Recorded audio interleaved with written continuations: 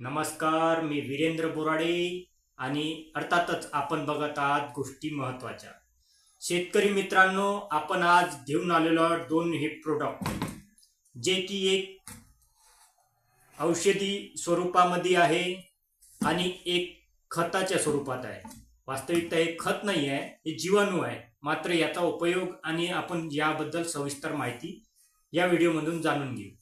मित्रांनो, आपण शेती करत असताना शेतीतून उत्पन्न वाढीकरिता आपण वर्षानुवर्ष शेतीला पिकांना आपण खते देत आलेलो आहोत.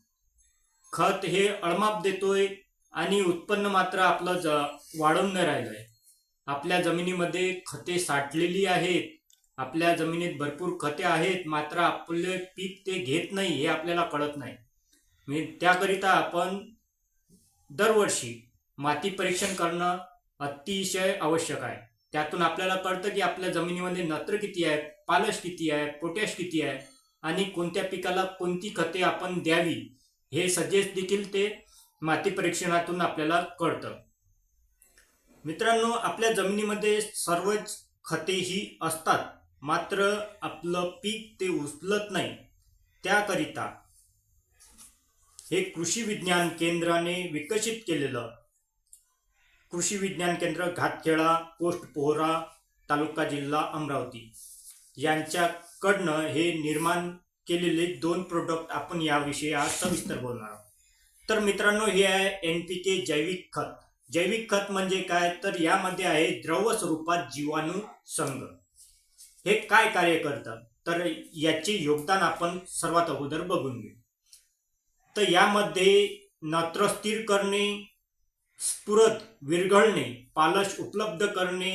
जीवाणू असून ते नत्र, स्फुरत, पालश पिकांना उपलब्ध करून देतात. त्यामुळे अन्नद्रव्य उपलब्ध वाढून पिकांची सुदृढ वाढ होते, असे हे याचे कार्य आहे. तर याचा वापर कोणत्या पिकात करावा? याचा वापर आपण सर्व पिकामध्ये करू शकतो, जसे की कापूस, गहू, ज्वारी, मक्का, मिरची, वांगी, संत्रा, जवळजवळ सर्व पिकामध्ये आपल्याला याचा वापर करता येतो. तर याचा वापर किती आणि याचे प्रमाण किती? तर मित्रांनो, याची बीज प्रक्रिया जर आपल्याला करायची असेल, बीज प्रक्रियेकरता पण आपण याचा वापर करू शकतो. कोणत्याही बियाण्याला आपण जेव्हा जमिनीमध्ये पेरतो त्याच्या अगोदर आपल्याला 100 मिली 10 किलो करिता 100 मिली हे जीवाणू याची बीज प्रक्रिया त्याला करून घेणं आवश्यक आहे. तर ठिबक ने आपण याला सोडू शकतो. तर एकरी 1 ते 2 लिटर ठिबकने आपण आपल्या जमिनीतून हे द्यायचे आहे. तसेच जर ठिबकची व्यवस्था नसेल, आपलं स्प्रिंकलरनं पाणी असेल, दांड पाणी असेल, तर आपण याला 2 लिटर घेऊन 50 किलो शेणामध्ये सर्व असं व्यवस्थित मिक्स करून ते पूर्ण एकरभर वावरामध्ये पसरवायचं आहे. मात्र हे ठिबकमधून द्या किंवा आपण बीज प्रक्रिया करसाल त्यानंतर बीज जेव्हा जमिनीमध्ये जाईल तर जमिनीत ओलावा असणं अतिशय आवश्यक आहे. जेव्हा आपण शेणामध्ये मिक्स करून पण आपण याला देऊ तेव्हा जमिनीत ओलावा असणं आवश्यक आहे. कारण जे ओलावा असेल तेव्हाच हे कार्य करते. हे कसे कार्य करते, तर याचे जे जीवाणू आहे हे जमिनीमध्ये ओलीत टाकल्यानंतर हे मल्टिपल होतात, याचे विस्तार होतो, याचे रूपांतर भरपूर जीवाणूमध्ये आपल्या जमिनीत होते आणि ते जमिनीतून अन्नद्रव्य आपल्या पिकाला उपलब्ध करून देण्याकरता हे जीवाणू कार्य करते. तर हे होतं NPK जैविक खताबद्दलची, हे द्रवरूप जीवाणू संघ आहे याच्याबद्दलची माहिती. हे कुठं मिळेल, यांचा कॉन्टॅक्ट नंबर हे मी माझ्या व्हिडिओच्या खाली लिहून देईन, ते तुम्ही तिथून बघून ऑर्डर करू शकता. तर दुसरं प्रोडक्ट आहे मायक्रोमिक्स. तर हे काय कार्य करतं, तर हे कार्य करतं जमिनीतील सामू हा आपण जर तुम्ही पीक आपलं हे केलेलं असेल, माती परीक्षण केलेलं असेल, तर त्याच्यामध्ये लिहून येतं की तुमच्या जमिनीचा सामू किती आहे. तर 5.8 ते 8.5 दरम्यान असल्यास पीक जसं तूर, चना, मूग, उडीद इत्यादी या पिकामध्ये आपण याचा वापर करायचा आहे. तर आपला सामू किती पाहिजे? तर आपला सामू जर 5.5 पेक्षा कमी असेल तर आपल्याला याचा वापर करायचा आहे. तसेच 8.5 च्या वर जर असेल तर आपल्याला या द्रव रूपाचा वापर करायचा आहे.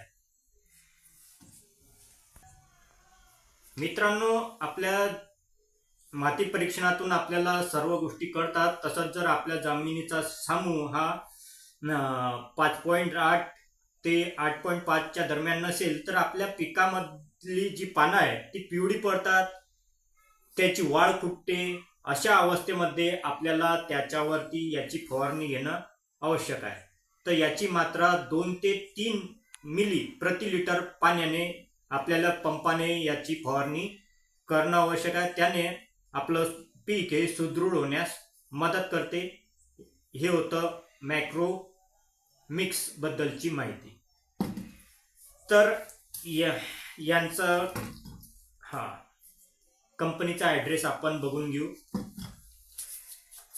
तर हे आहे उत्पादन पॅकिंग केलेलं. कृषी विज्ञान केंद्र, बोडणा फाटा, तपोनेश्वर मंदिराजवळ, घातखेड, पोस्ट पोहरा, तालुका, जिल्हा अमरावती.